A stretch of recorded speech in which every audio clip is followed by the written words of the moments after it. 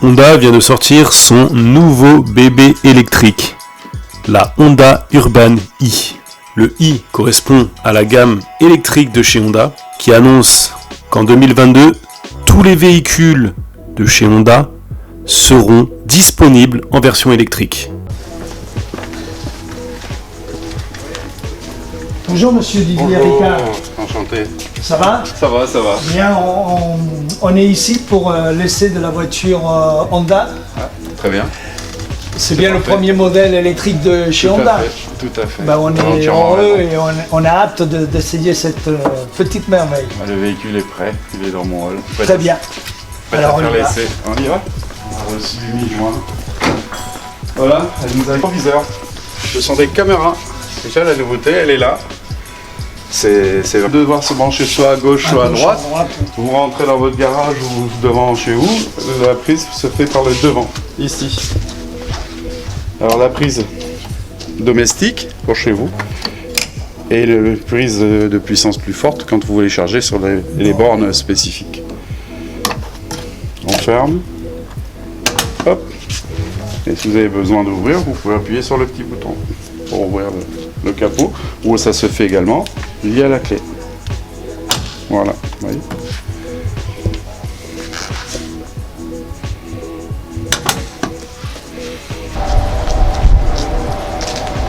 Cette petite voiture est dédiée à une utilisation citadine, comme on peut le voir. Elle fait un petit peu penser à la Austin Mini et elle bénéficie d'une autonomie de 220 km. Ceinture de sécurité, rien ne se passe si vous ne mettez pas la ceinture de sécurité. Le volant il tourne tout seul. Voilà, il tourne tout seul, j'ai même pas le pied sur le frein. Bien sûr, il faut se jeter un œil, hein. Il faut toujours être vigilant. Hein. Rien ne remplacera l'œil humain. Elle s'égare mieux que nous. Pour nos amis les geeks, on peut effectuer différents paramétrages de son véhicule via son tableau de bord. Pour nos amis gamers, plus besoin d'attendre d'être à la maison pour pouvoir brancher votre console. Maintenant, vous pouvez brancher votre console directement dans votre voiture.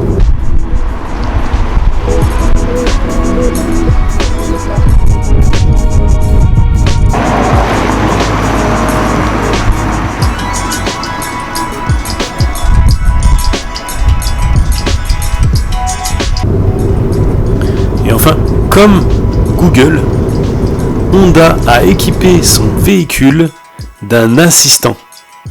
Et pour l'activer, il vous suffira simplement de prononcer « OK Honda ».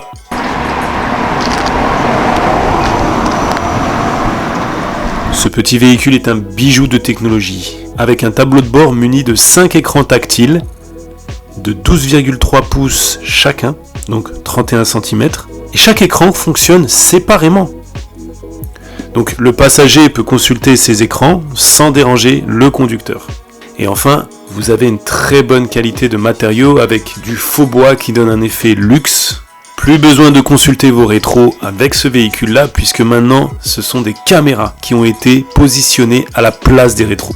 Sur ce véhicule, à contrario de beaucoup d'autres, la prise de recharge est placée à l'avant de la voiture. Il faut savoir qu'un système de recharge rapide est intégré et cela vous permet de recharger votre batterie à 80% en seulement 30 minutes.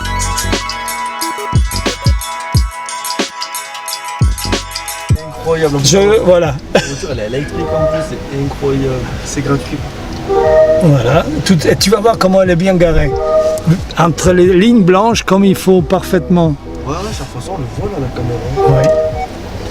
Voilà. Nickel. Franchement, pour un premier avis, moi j'adore, hein, l'intérieur très très bien. Franchement, le confort il a l'air au top. Moi, pour un avis extérieur comme ça, moi je la trouve très très belle. J'aime bien moi.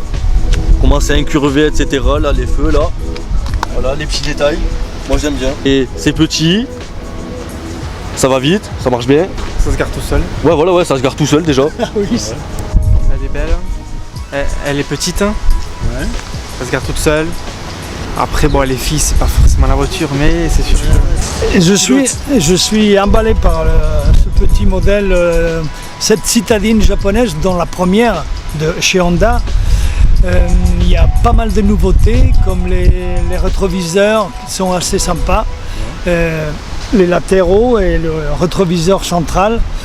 Après, la réactivité, comme tout électrique, elle est très sympa, surtout qu'elle est moins lourde que d'autres citadines.